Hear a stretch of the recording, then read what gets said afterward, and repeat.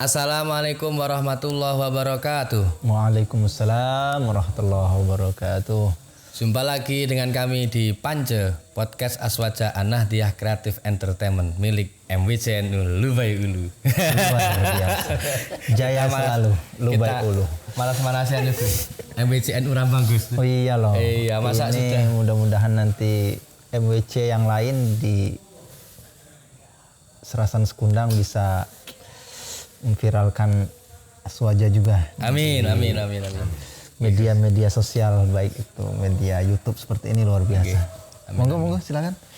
Baik Gus, baik para pemirsa sekalian hadirin hadirat dimanapun Anda berada.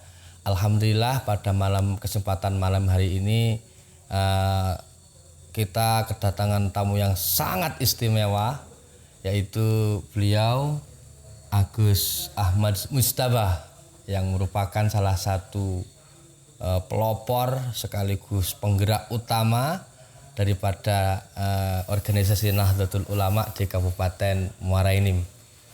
Beliau masih muda dan sangat bertalenta lah intinya. Tapi sebelumnya di sebelah kita juga, sebelah Gus Mustafa ini ada Ustadz Zainuddin tapi tanpa MZ.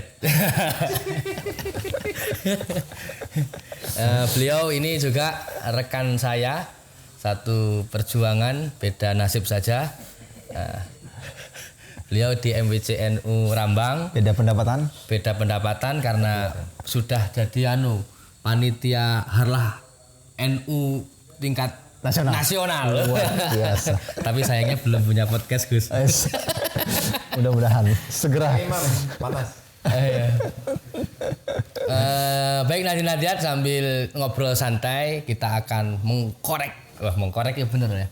Mengkorek mengenai siapa beliau Gus Mustafa ini.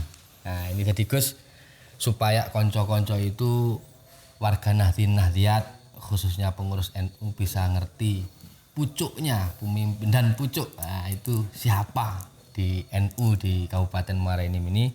Yang pertama tentu kami ingin mendengarkan profil panjenengan mulai dari nama lengkap, tanggal lahir kalau bisa perlu, sudahkah punya suami istri, terus orang tua dan bagaimana nanti pokoknya monggo jenengan silahkan memperkenalkan diri. Nun sewu niki.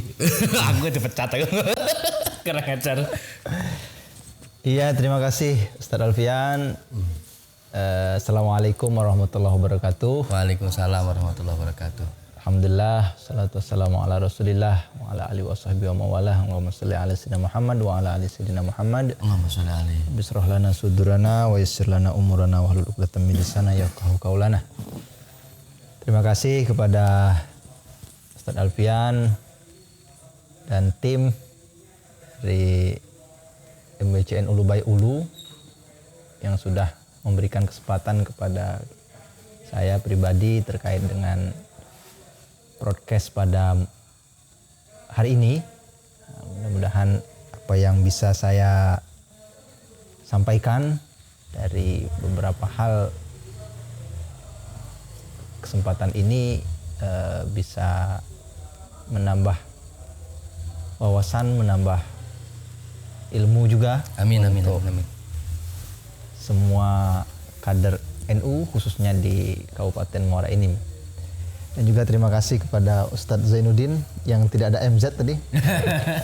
Sudah ikut menemani saya. Nanti kalau saya nggak bisa jawab nanti tolong dibantu ya Ustadz Zainuddin ya. Apa yang dijawab oleh apa yang ditanyakan oleh Ustadz Alfian ini kayaknya berat-berat pertanyaannya. Sebenarnya gini Gus, mungkin apa yang saya sampaikan ini sebenarnya suara hati sampean ya.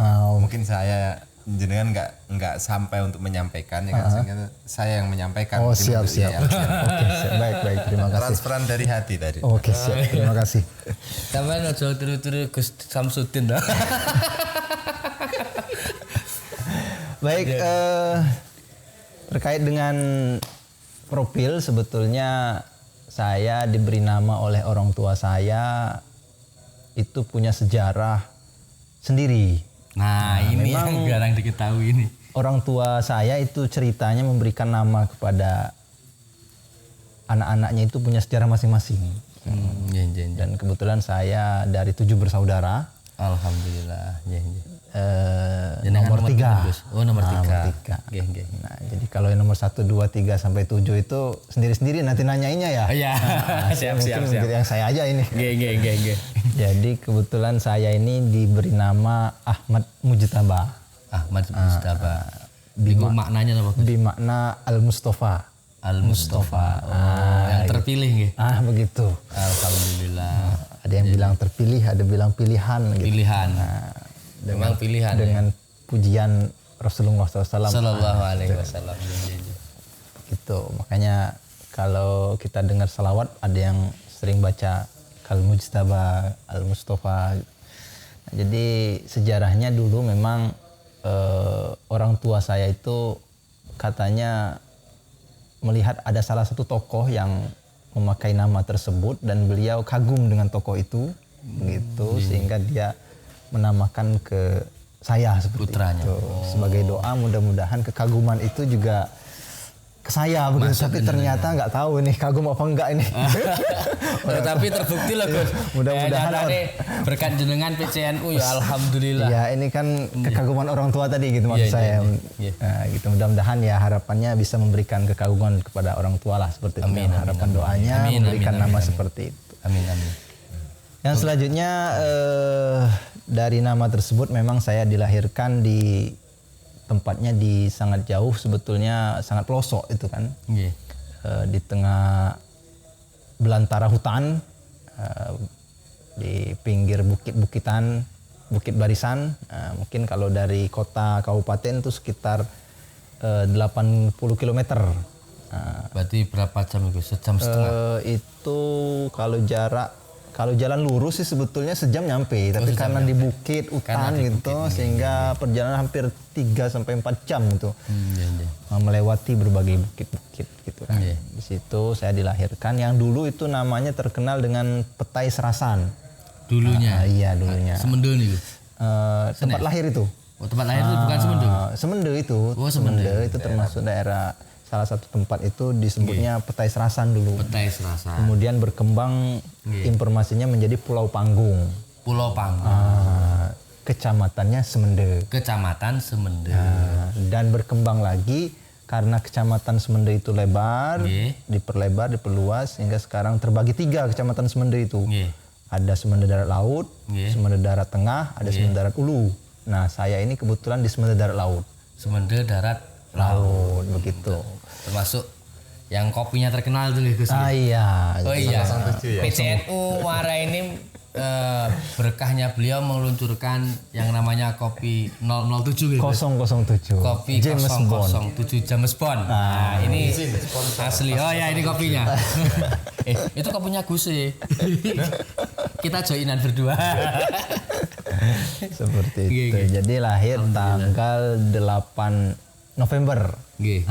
Untuk tahunnya mungkin dirahasiakan lah.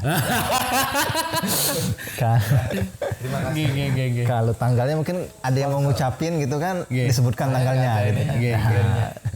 Memberikan doa. Kalau tahunnya mungkin rahasia lah gitu kan. Siap Gus.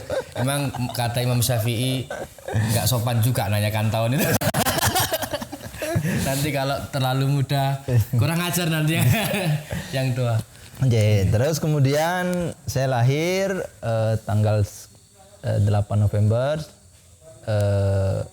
besar di lingkungan pondok pesantren. Kebetulan ketika saya lahir itu cerita orang tua itu awal mulanya pesantren itu mulai tumbuh. Jadi mulai bangkit-bangkitnya. Karena mulai awal didirikannya pesantren itu tahun 1984, 83-84 gitu kan. Nah, itu masih proses. Santrinya masih dikit, kemudian masih tengah hutan. Malah saya dengar ceritanya itu lokasi tanah itu tempat orang buang kalau nyuri gitu, nyuri kebo, nyuri sapi itu dibuang ke sana. Oh, kotorannya itu. Bukan. Sebelum dibawa. Oh, sebelum dia pergi dibuang dulu ke situ. Gitu. Biar nanti udah aman, aman baru diambil. Pokoknya udah serem lah daerah sana. Sakral lah gitu. Tapi ternyata jadi pusat pendidikan keagamaan pesantren di situ. Nah, tahun 86 itu mulai mulai berkembang sedikit-sedikit gitu. Nah, di situ saya tumbuh di sana dan saya ikut pendidikan di sana. Ikut juga ngaji di sana, tapi karena orang tua sudah mulai memikirkan kewajiban pendidikan nasional gitu kan, saya tetap diikutkan program nasional yaitu sekolah dasar dari zaman dulu. Itu jaraknya sekitar 3 kiloan dari rumah. Masya Allah. Sempet saya dulu ke SD itu jalan kaki. Masya Allah. Diantar sama santri. Nggih. Jadi santri nganter. Santri yang sepuh nggih, yang ikut dalam. Gitu. Nganterin kita sekolah ke SD tempat tadi 3 kilo itu, pulang dijemput lagi, jemput segala macam. Tapi berkembangnya waktu ada motor, kemudian ada mobil, angkot segala macam. Jadi saya masih ngerasain zaman dulu. Zaman susah payah. Itu jalannya bukan jalan rame kayak sekarang, banyak mobil, banyak rumah segala macam, masih hutan semua. Jadi takut-takut juga itu kalau ada. Itu dulu masih belum ramai. Iya betul, belum ramai, masih hutan belantara luar biasa. Oh iya, pemirsa Nahdlihat, saya lupa tadi. Beliau ini, Gus Mustafa ini adalah salah satu daripada putra sosok ulama yang sudah tidak diragukan lagi keilmuannya dan insya Allah kewaliannya. Amin. Yaitu Romo Yai Denawi atau yang disebut dengan Kiai Gerentam Bumi. Nah ini beliau ini putranya ini. Jadi alhamdulillah, makanya ini istimewa bagi kita, dan beliau tadi menceritakan profilnya. Tadi jenengan cerita 84 sampai 86 itu masih ngerintis Gus ya? Ngerintis, masih betul. Puluhan santri. Ya. Sekarang pinten Gus santri ini? Sekarang alhamdulillah dari mulai ibtidaiyah formal sampai aliyah formal itu sudah 1010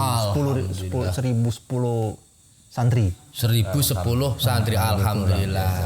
Warga Nahdlihat, nanti kalau cari pondok pesantren, kalau nggak pengen ke Jawa, yang ada di Sumatera diantaranya bisa dipondokkan di pondok pesantren Al-Haramain. Al-Haramain, Pulau Panggung, Semendo, Darat Laut.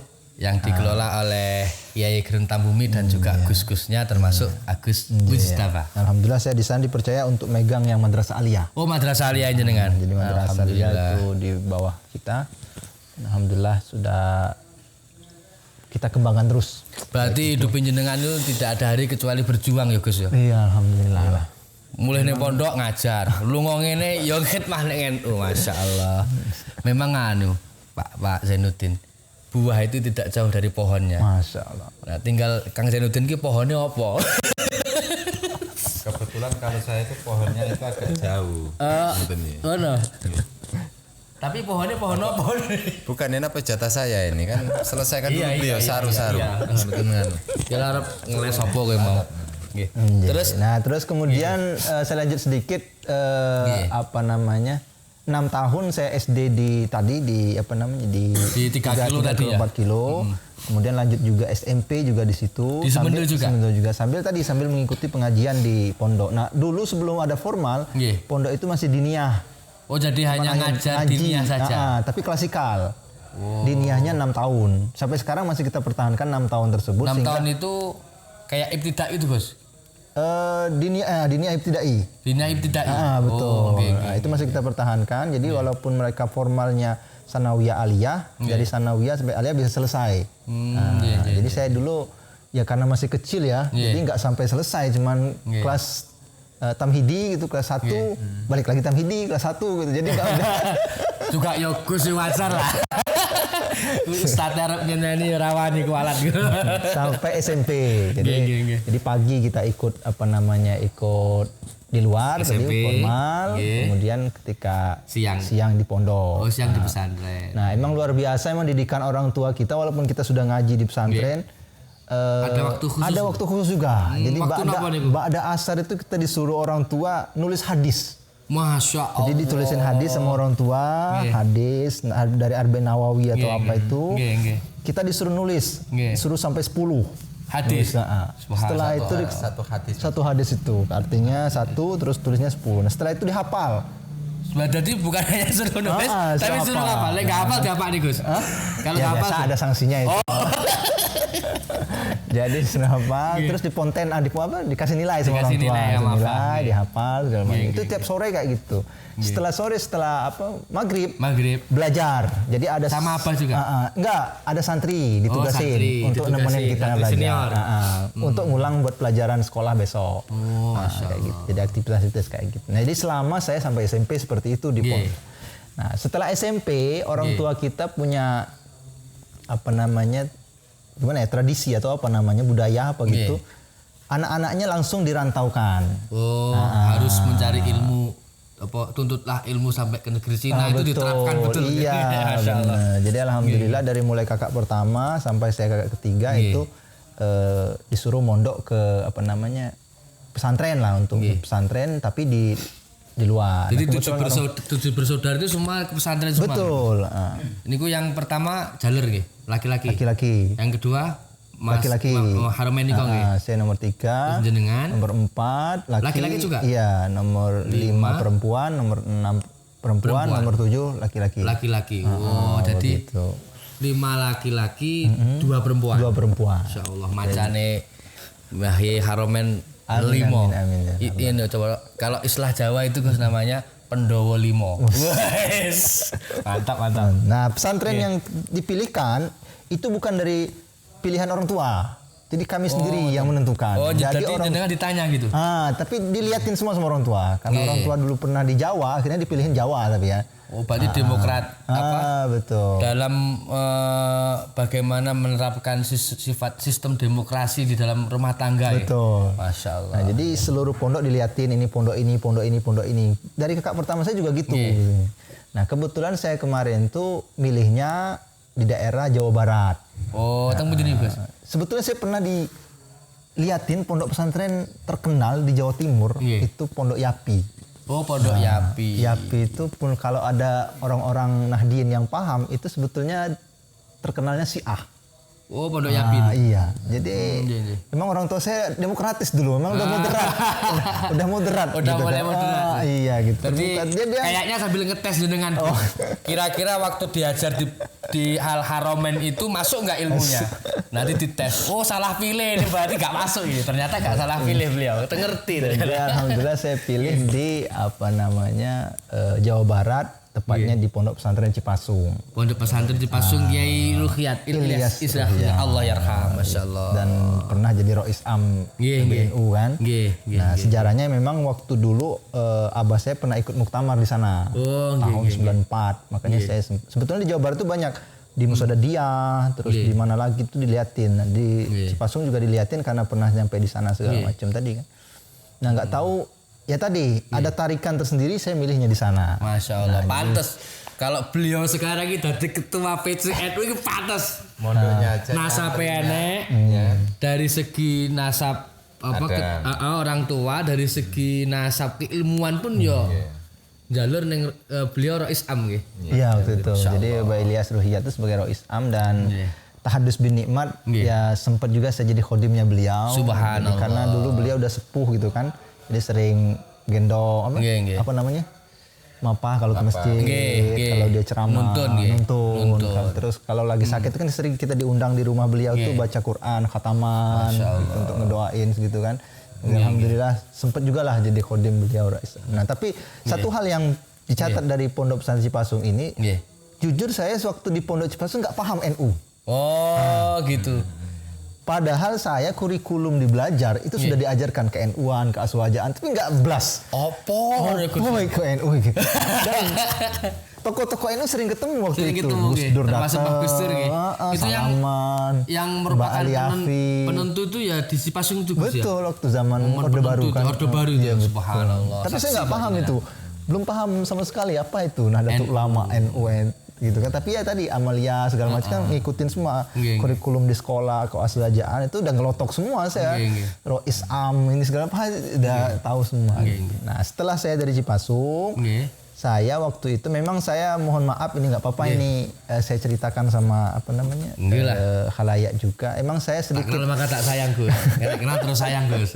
Ya mungkin kualat tapi kualatnya disuruh khidmah sama NU ini mungkin ya. Saya waktu itu tidak diizinkan sama Kiai saja untuk lanjut ke tempat lain. Jadi saya setelah lulus di Pasung itu disuruh tetap ngambil di sana. Sampai kapan Gus? Lulus SMP sampai lulus Alia? SMA Alia. Oh sampai lulus Alia? Alia aja. Nah itu disuruh sama yainya di sini aja lanjut di sini. Lanjut kuliah di sini. Bukan adiknya. Oh adiknya. Itu kan Yai Abun Ruhyat yang sekarang jadi pimpinan. Iya. Pimpinan apa namanya pimpinan sekarang itu namanya Bunyamin Ruhyat. Nah beliau menahan saya untuk di sini aja. Kenapa enggak? Tapi karena namanya jiwa muda kan gitu kan. Mudah-mudahan enggak kualat gitu kan. Ya insyaallah mboten lah Gus. Saya diam-diam pergi ke Jogja. Pergi ke Jogja. Saya ikut tes kuliah. Oh ngaten. Keterimalah di UIN Sunan Kalijaga. Kuliah saya di sana. Ketika keterima karena saya masih kepikiran Mbah Yai, saya balik lagi, saya izin bilang saya udah keterima di sini Yai, saya bilang. Loh, jenengan gimana ini kok udah diizinkan di sini aja? Udah kalau gitu saya izinkan nggak apa-apa. Tapi di sana nanti tetap mondok. Alhamdulillah. Begitu. Jangan tinggal di kos atau segala. Terima kasih Yai. Insyaallah. Ada pondok di sana namanya Pondok Haji Masuk Al Muhsin katanya. Kiainya dulu pernah ngajar di Cipasung ini.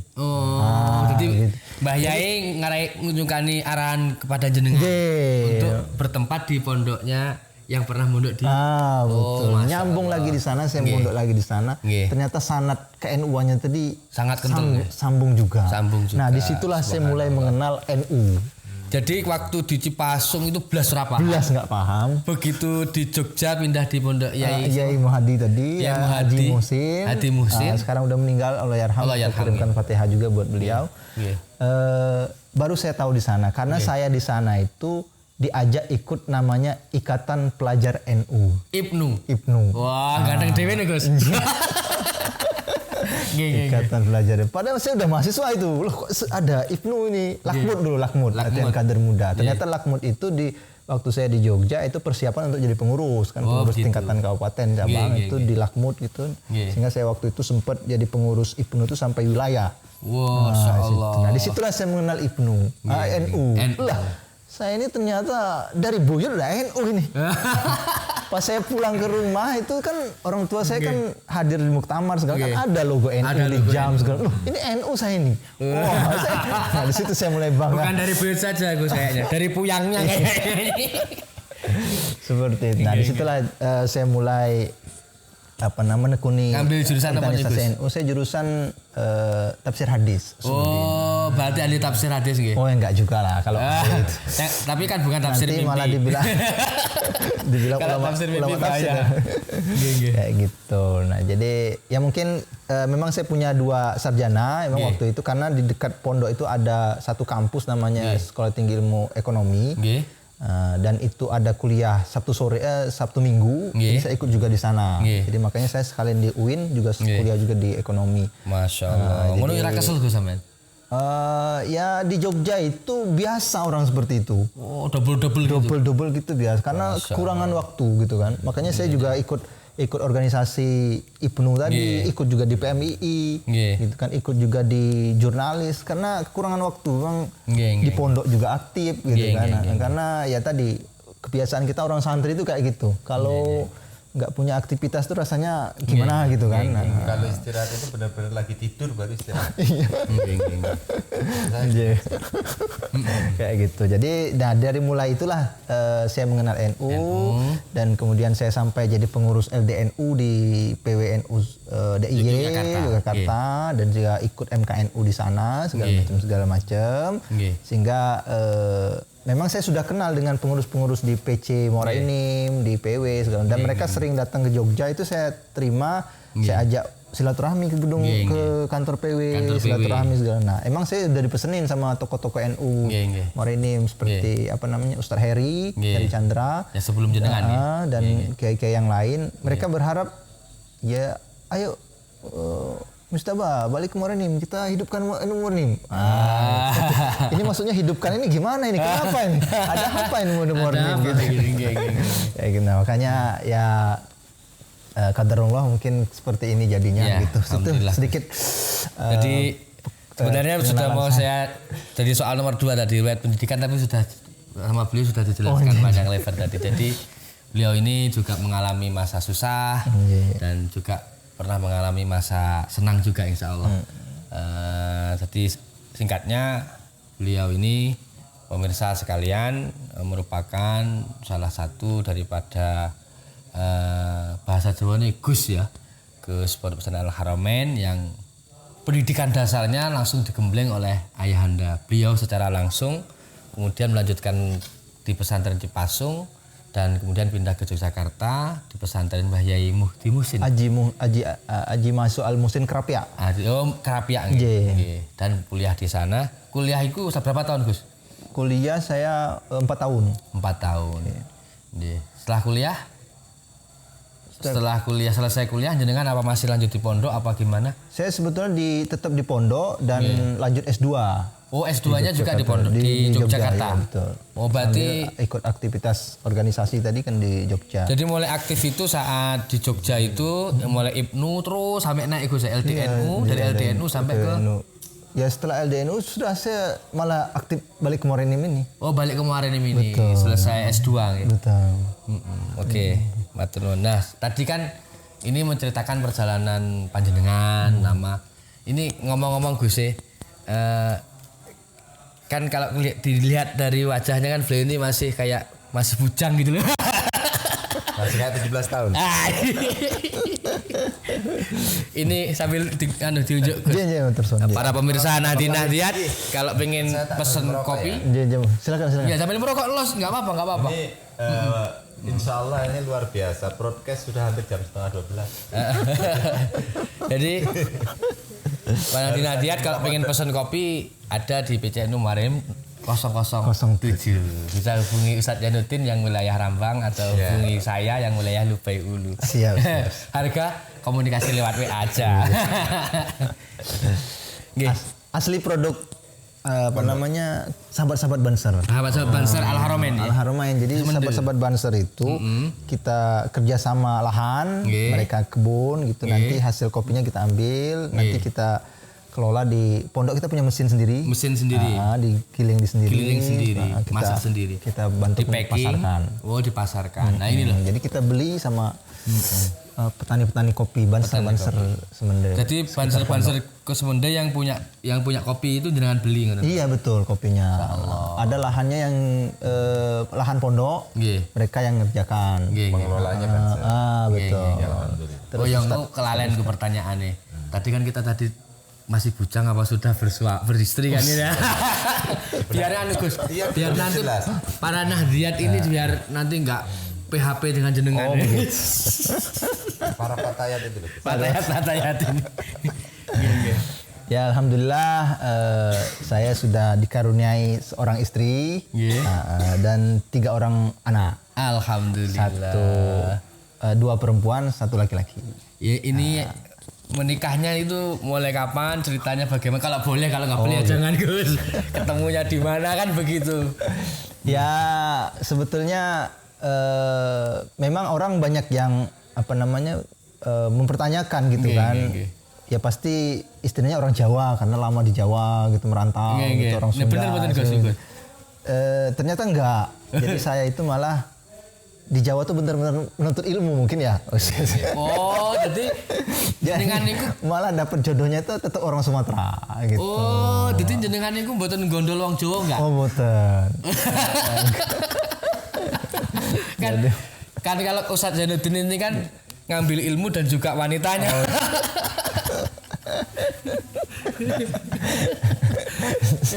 Ya baguslah. Berarti jenengan memang jenenge Gus ya tenan ramong. Beda karo awak dhewe nek dhewe iki akeh mbelinge daripada sinau. Nek Gus ra kober mbeling sinau tok sampai gak sempat golek bojone kono. Ya ada 2 kemungkinan itu. Ada kemungkinan pertama gak sempet, kemungkinan kedua gak laku mungkin ya. Kalau Ustadz Zainuddin sama Ustadz Alfian mungkin diincer-incer sama santri-santri putri waktu dulu gitu. Sebenarnya enggak Gus. Gini. Kalau jenengan ya kan memang benar apa yang disampaikan ya Elvian. Ini jenengan fokus belajar. Kalau kita ini banyak ibaratnya sembletengan. Kalau di pondok dulu itu ada bahasa sembletengan saya. Apa itu sembletengan? Sembletengan itu gimana ya? Yang ngaji dan nggak mau dibuang dari pondok tetap harus nyantri dalam hati itu. Tapi di situ itu ya manut tapi beler. Gimana itu sembletengan? Mungkin jenis-jenis makhluk yang kayak kita ini mungkin ya. Kalau jenengan beda Gus. Bedanya piye bedanya? Jelas bedanya atoh. Ireng iki putih. Ekspor ireng rasa. Iya, ya itulah.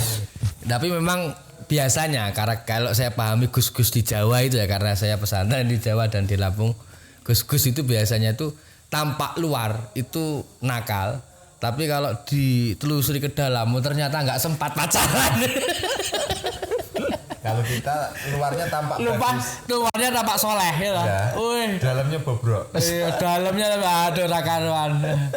Ya wajar lah, kan sekelas MPC. Ya Gus, jadi bisa diceritakan mungkin Gus apakah ketemunya itu bagaimana dengan pendamping hidupnya dengan belahan jiwanya jenengan gitu. pun? Enggak sih, itu wasilahnya sama teman-teman aja sih sebetulnya. Dulu ada teman dari dulu kan kita lama di Semendo itu kan SMP, SMA, SD, SMP gitu. Nah, teman-teman SMP dulu masih nyambung gitu kan. Ada wasilah dari teman-teman itu aja sehingga kenal sama belahan jiwa istri dari gitu. Dan ya jodohnya seperti itu gitu kan. Aslinya mana Gus? Aslinya Lubuk Linggau. Oh, asli orang Lubuk Linggau. Oh, jadi sama sekali nggak ada membubu Jawanya nggak ada malah. Iya. Tapi bapak mertua malah deket sama orang Jawa semua. Jadi kalau saya ngomong Jawa. Enggak, dulu nenek itu punya pabrik bata gitu. Itu banyak yang bareng pekerjaannya orang Jawa. Jadi bisa. Jadi kalau saya bahasa Jawa, makanya saya pernah anak itu kan sekarang mondok di Krapia kan. Anak jenengan? Iya. Yang nomor berapa Gus? Nomor 1. Oh, umur berapa Gus? Kelas 5 SD. Masya Allah. Itu kan ada. Jadi sejak kapan gue ngodokkan Gus? Kelas 1 lah. Kelas 1 SD? Iya. Ya Allah. Jadi kan ada bahasa Jawa itu. Nah, itu kalau nggak saya ngajarin neneknya tadi. Jadi iku lho bedane Gus karo awakmu. Tenan. Awak dhewe pondoknya anak saya pikir-pikir.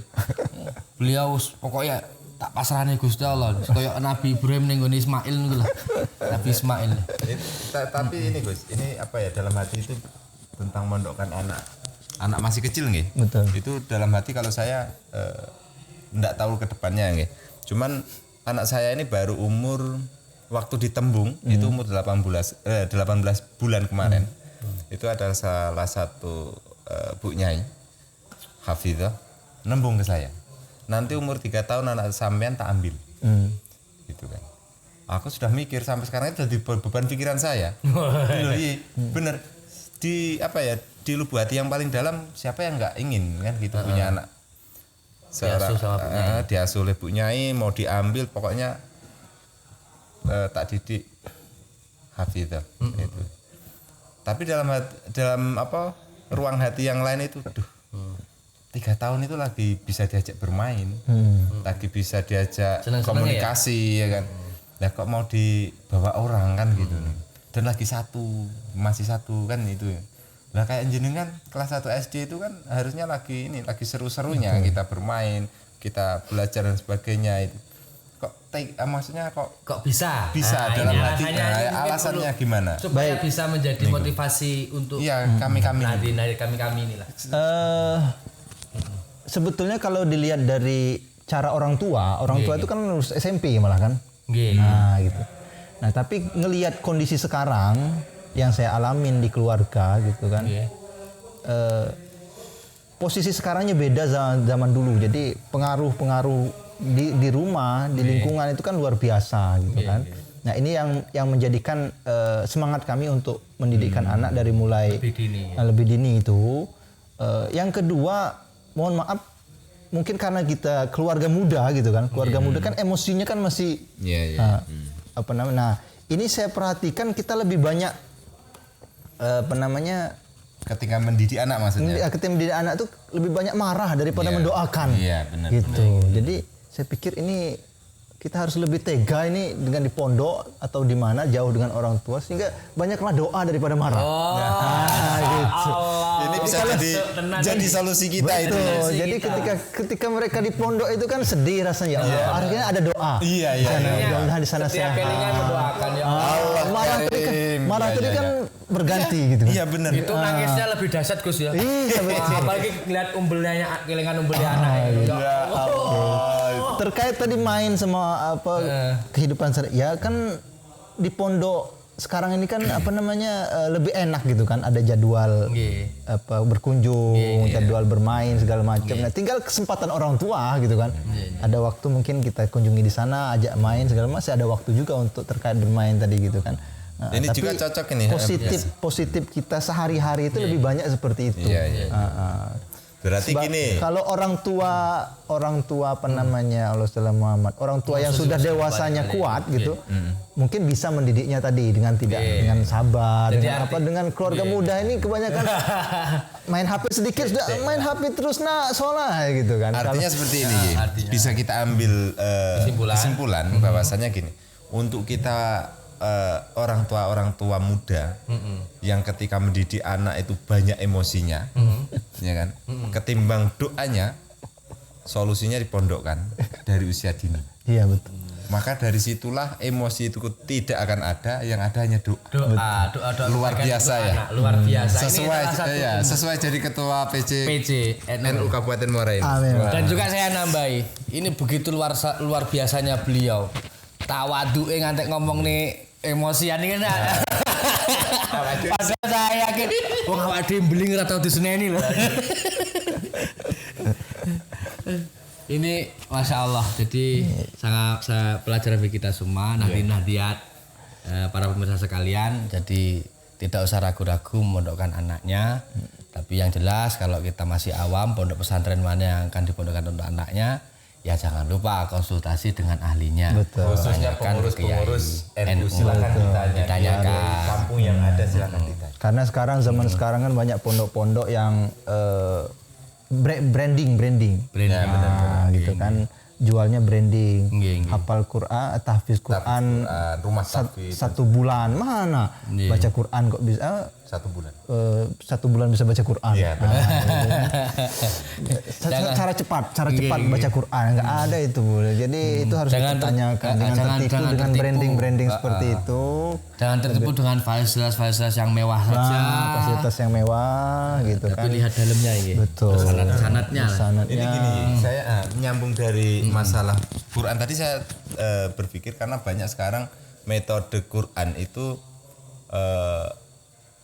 karena kemajuan teknologi ya. Betul. Itu yang pena bisa baca itu namanya itu. Itu sekarang mulai masuk di pedalaman. Ya. Nah, sedangkan di sana itu mungkin secara pembacaan Al-Qur'annya bisa benar ya kan? Benar mungkin. Tapi sanad ilmunya. Betul. Nah, itu Al-Qur'annya. Jadi bukan nggak boleh ini untuk warga Nahdiyat. Silahkan. Tapi harus punya guru untuk menyandarkan ilmu. Itu. Benar. Karena maaf, itu program mereka sebenarnya. Betul. Program Minhum ya. Iya, karena cara memutuskan rantai ilmu ya seperti itu. Masya Allah. Jadi itu sekarang di daerah pedalaman marak itu. Betul.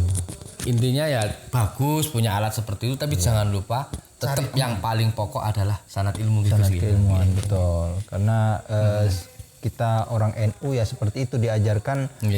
Sambung sanad ini sangat kita tekankan gitu, khususnya ya anak-anak kita yang masih dini, itu harus benar-benar kita tekankan.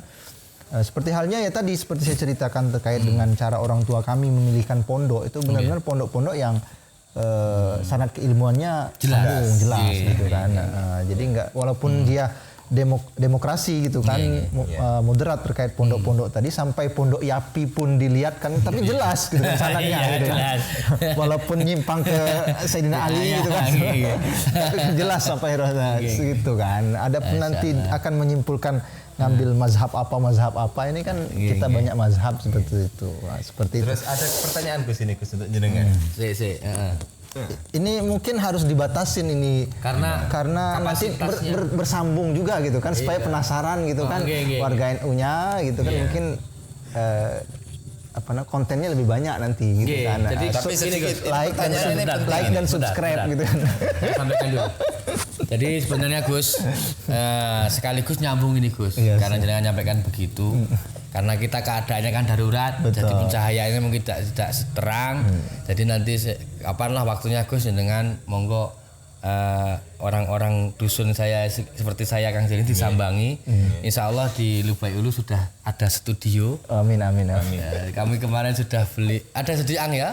Wes, pokoknya mantap Gus studionya Gus. Luar biasa. Pokoknya Insya Allah dengan rawuh kita ngobrol lebih panjang lagi. Baik, terima kasih. Itu di Ustaz Zainuddin terakhir. Nanti saya closing terakhir sebelum bersambung ke selanjutnya. Silakan. Sekarang gini Gus, saya mau bertanya ya. Ini untuk kami, untuk seluruhnya warga Nahdliyin ya. Motivasi kok jenengan bisa sesemangat ini menggerakkan NU di Kabupaten Muara ini? Itu jurusnya apa? Ya, motivasinya apa? Ya, jurusnya apa? Kasih ele-elean we Gus nang kami. Jurus ele-elean maksudnya. Jadi terima kasih Ustaz Zainuddin. Semangat saya sebetulnya tidak terlalu banyak ya, antara lain pertama tadi karena didikan dari masaih-masaih dulu gitu kan, luar biasa semangat mereka, hikmahnya dengan Jamiah NU ini gitu kan. Salah satunya Allahyarham tadi almarhumah Abah Ilyas Ruhiyat itu luar biasa gimana hikmahnya, walaupun beliau juga hikmah dengan ngajar itu juga luar biasa, tapi NU juga luar biasa. Jadi dua-duanya luar biasa. Jadi nggak pernah tinggal ngajar, setiap ada kegiatan NU juga luar biasa. Makanya beliau sampai sekarang jadi tokoh salah satu inspirasi juga. Kemudian di Krapia juga seperti itu, Kiai Ali Maksum itu luar biasa juga. Masya Allah ini yang ngarang kitab Risalah Ahlussunnah wal Jamaah. Betul, itu luar biasa. Jadi motivasi ini yang menjadikan semangat saya untuk benar-benar ya jangan setengah-setengah gitu kan. Kalau kita masih mampu untuk bagaimana berkhidmah dengan NU ini ya bismillah gitu kita jalankan. Ahlussunnah wal Jamaah. Betul. Dan saya nggak berpikir nanti jadi kemanfaatannya apa, pokoknya bismillah dulu jalanin. Selama ini sesuai dengan jalurnya yang diajarkan oleh para masyayikh gitu kan. Kemudian aturan-aturan organisasi yang harus kena seperti itu. Nah, tugas penting saya sebetulnya untuk khususnya di Kabupaten Muara ini, setelah saya lihat, memang ketika saya dipercaya untuk menjadi pengurus di Kabupaten Muara ini, saya sowan kepada kiai-kiai di Krapia, di Jawa gitu. Satu yang yang jadi pesan beliau itu kibarkan bendera NU. Gitu. Karena apa? Karena ternyata secara saya cuman kata itu aja. Jadi kibarkan bendera NU. Malah sampai ada Pak Dilma Syayikh. Bukan dari kata kibarkan bendera NU tadi ada makna penjelasan lagi setelah itu. Tapi ini bukannya jelek ya. Ini kita tanda seru aja. Kalau bisa jual itu NU gitu. Bendera NU itu dijual, diperjual, pokoknya gimana dikibarkannya itu. Bagaimana supaya bendera NU itu ada di mana-mana? Begitu. Entah itu dengan cara diperjualbelikan atau dikasih, pokoknya semua. Kayak gitu. Pokoknya gimana cara? Karena apa? Ternyata setelah saya angen-angen pelajari gitu kan, pelajari terus saya pikirkan sejak NU itu didirikan oleh para muassis kita dulu, memang perjuangan kiai-kiai NU kita itu melebarkan dari Pulau Jawa tempat berdirinya ke Sumatera kemana-mana itu emang sangat berat. Nggih, gitu. Sampai Mbah Wahab itu dengan ceritanya dia dengan modal sendiri, pakai mobil sendiri itu ke Sumatera, ke Palembang, ke Lombok, kemana-mana. Emang di luar Jawa itu emang sangat berat sekali gitu. Jadi jangan berpikir kita itu berat ya. Bukan, jangan berpikir harus ideal dulu. Maksudnya ideal ini keberibun? Sempurna gitu. Jangan kayak di Jawa harus gini gitu. Benar. Kalau untuk di luar Jawa itu udah pokoknya kibarkan. Gitu. Jalan. Jalan gitu. Walaupun peralatannya seadanya jalan. Walaupun banyak tantangannya, banyak ini pokoknya jalan gitu kan.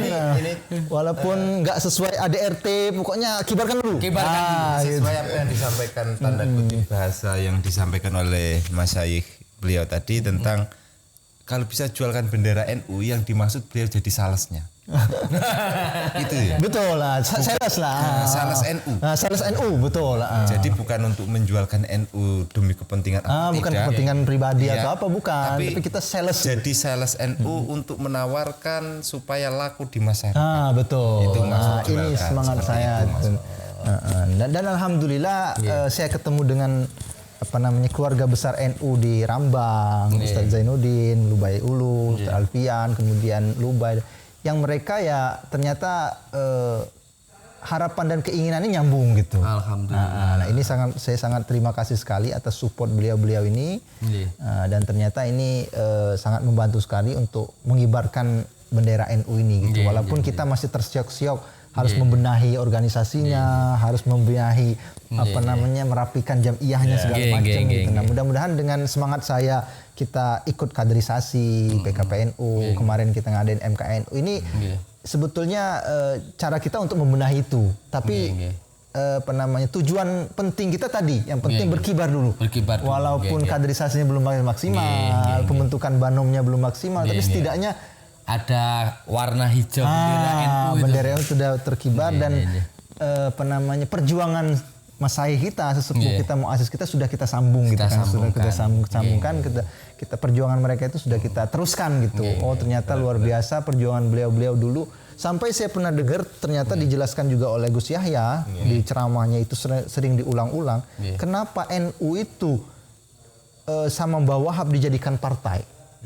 Nah itu kan dulu pernah jadi partai kan? Itu mau saya tanyakan Gus. Kan gini, masih ada ini orang-orang sebagian orang-orang NU itu yang ketika ngomong NU itu selalu identik dengan jawaban kamu ikut partai ya? Mohon maaf kan saya kan baru NU tuh partai apa bukan ya gitu. Jadi masih punya statement bahwa NU itu partai. Nah, itu sekalian dijelaskan. Nah, partai kenapa dulu partai itu ternyata setelah dijelaskan oleh Gus Yahya selaku ketua umum PBNU kita, itu ada sejarah itu untuk mengibarkan bendera tadi. Jadi kalau dia menjadi partai itu kan pasti secara otomatis akan terbentuk di semua daerah. Masya Allah. Gitu Siasat. Begitu kan. Nah tapi ternyata itu kan hitah lagi karena sesuai kebutuhan waktu itu. Ini nggak pas ini kalau dilanjutkan partai NU ini karena nanti akan kepentingannya ternyata telah melebar. Dan muassis kita yang punya niat untuk mengibarkan bendera udah berubah gitu. Udah niatnya Mbah Wahab untuk menyebarkan sudah tercapai. Pertama, yang kedua beliau juga sudah mendahului kita gitu kan, dan tidak bisa ngawal lagi gitu kan kepentingan ini, takut dimanfaatkan untuk sehingga kan diputuskan di muktamar Khitoh. Begitu. Tapi kan tadi niat awal beliau tadi untuk mengibarkan bendera supaya sama sekali tidak ada niatan untuk hanya semata-mata kekuasaan bukan. Sementara benar. Dan itu juga sebetulnya sudah dilanjutkan juga oleh Gus Dur. Nah, ini mohon maaf nih kalau saya salah gitu kan kesimpulan saya ini. Jadi waktu Gus Dur ada pertentangan dengan Orde Baru ini kan sangat luar biasa ini kan, sehingga gerakan NU ini juga tergencet gitu, terbatas gitu. Tapi ada salah satu program Orde Baru yang didukung oleh NU zaman itu, zaman Gus Dur adalah transmigrasi. Didoronglah seluruh warga Jawa itu untuk dan orang-orang Jawa yang didorong itu adalah orang-orang NU ternyata. Itu ternyata didukung oleh program tersebut oleh NU tadi untuk mengibarkan. Tapi bukan tempat buang jin ya Gus. Oh bukan. jadi zaman dulu walaupun Nanti ada pertentangan dengan tempat buang jin, nah, itu omongan nggak jelas itu. Wah, menyakiti hati orang seberang Jawa gitu sih. Wow, beliau ini asli keturunan Sumatera. Jadi Gus Dur itu luar biasa walaupun zaman itu dia bertentangan dengan Orde Baru tapi dia tetap mendukung. Wah, ini siasat tadi strategi. Kita harus dukung ini, jangan sampai program transmigrasi ini kita walaupun kita nggak dukung Orde Baru tapi transmigrasinya kita dukung ini. Benar. Akhirnya kiai-kiai NU disupport untuk santri-santri NU disupport. Nggak apa-apa itu. Ayo ikut transmigrasi. Gitu segala macam. Hikmahnya ini itu luar biasa berkembang. Di daerah lain di beliau yang asli keturunan Semende bertemu dengan kamu orang Jawa yang sama-sama satu bendera. Nahdlatul Ulama. Subhanallah. Ini skenario yang sangat indah dari Allah. Iya, jadi muassis itu luar biasa. Makomnya emang makanya benar kata dia itu wali. Makanya Gus, saya ingat Gus. Ingat di Manaqib Sabul Qadir Jalan juga enggak salah itu. Jadi harus 3 hal di dalam menjadi pemimpin itu apa tadi itu? Siasatul apa itu?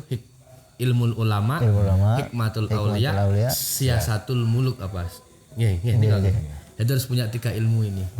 Insyaallah. Amin. Mudah-mudahan kita bisa mengamalkan hal-hal tersebut seperti itu. Jadi terakhir mungkin nanti kita sambung lagi lah Ustaz Alfian ya, mohon maaf. Tapi nanti ada satu pertanyaan nih, Gus nih. Supaya bersambung lah nanti. Siap. Bisa. Siap. Jadi terakhir memang kemarin disampaikan oleh Ketum Gus Yahya BNU, kita harus banyak memaknai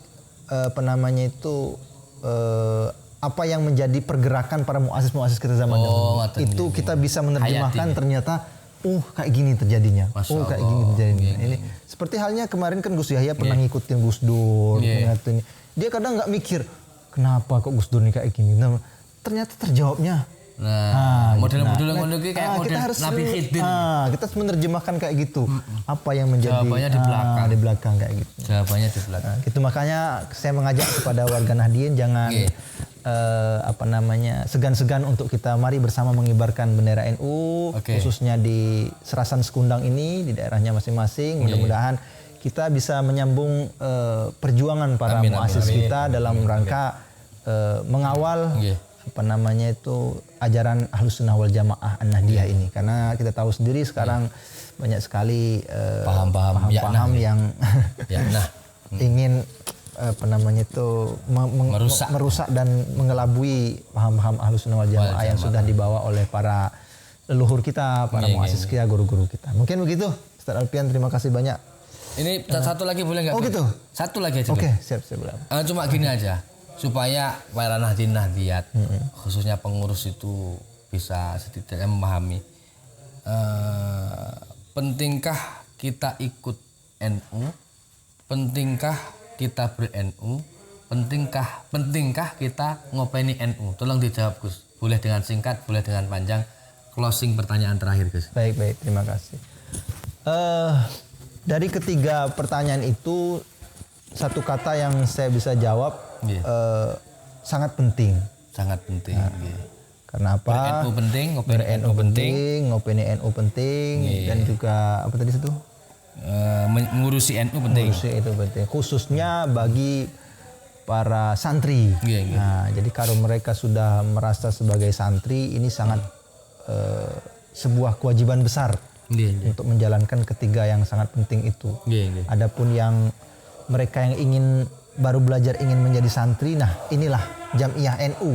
Nah, jadi kalau mereka nggak sempat untuk mondok di pesantren, silakan mondoknya di Jamiah Nahdlatul Ulama. Nah, mereka insya Allah akan sama seperti perjuangan para santri-santri yang mereka kemarin pernah mondok, pernah pesantren berapa tahun, sekian tahun segala macam, berkhidmah kepada kiai-kiainya, ulama-ulamanya. Insya Allah dengan kita ngopeni NU, membesarkan Jamiah NU ini sama halnya dengan kita berkhidmah juga di lembaga pondok pesantren yang itu insya Allah berkah. Amin. Baik itu di dunia maupun di akhirat. Amin ya rabbal alamin. Begitu, Alfian. Kata penutup dari Kang Zainuddin, silahkan closing, terserah mau ngomong apa. Saya. Ya. Pesan-pesan apa gimana? Apa ya? Kalau saya ini Gus, terima kasih bimbingannya kepada kami Baik. Sama-sama. kepada Sama berjuang. kepada pengurus MBC seluruh Kabupaten Muara Enim, khususnya Rambang, Lubai. Terima kasih. Jangan bosan-bosan, Baik, terima kasih. jangan lelah. Kami butuh bimbingan jenengan. Oke, sama-sama. Kita saling mengingatkan, saling sama-sama berjuang. Mudah-mudahan kita sama-sama berdoa tetap istiqomah. Amin. Amin. Istiqomah dalam berkhidmah ini, gitu Amin. kan. Karena salah satu penilaian sebagai wali itu adalah istiqomah.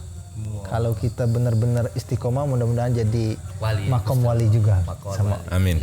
Gusti Allah gitu kan. Tapi kalau kita nggak bisa istiqomah, ya gimana kita mau mencapai kewalian tersebut? Kewalian. Walaupun Alamatin sekarang wali istiqomah berarti. walaupun sekarang masih wali murid gitu. Minimal harus jadi wali murid. Baiklah, demikian Nahdien-Nahdiat pemirsa sekalian Pance yang tetap stay tune. Dari kami kita cukup sekian. Panjang cerita kita. Luar biasa. Insya Allah nanti akan disambung lagi pada momen-momen yang lain. Semoga Allah mentakdirkan kebaikan untuk kita semua. Amin ya rabbal alamin. Ya oke Gus, kalau saya boleh closing titip pesan kepada Pemda ataupun PT-PT yang ada mungkin Gus. Siap. Nah, kalau ada sedikit rezeki tolong disisakan untuk membuat perlengkapan media kita. Dan jangan lupa support dengan subscribe, like dan komen. Amin. Apa channelnya? NU Lubai Ulu. NU Lubai Ulu. NU Lubai Ulu. Luar biasa. Oke. Wallahul muwafiq ila aqwamit thoriq. Assalamualaikum warahmatullahi wabarakatuh. Siapa kita? NU. Siapa kita? NU. Siapa kita? NU. Pancasila. Jaya. NKRI. Harga mati. Oke.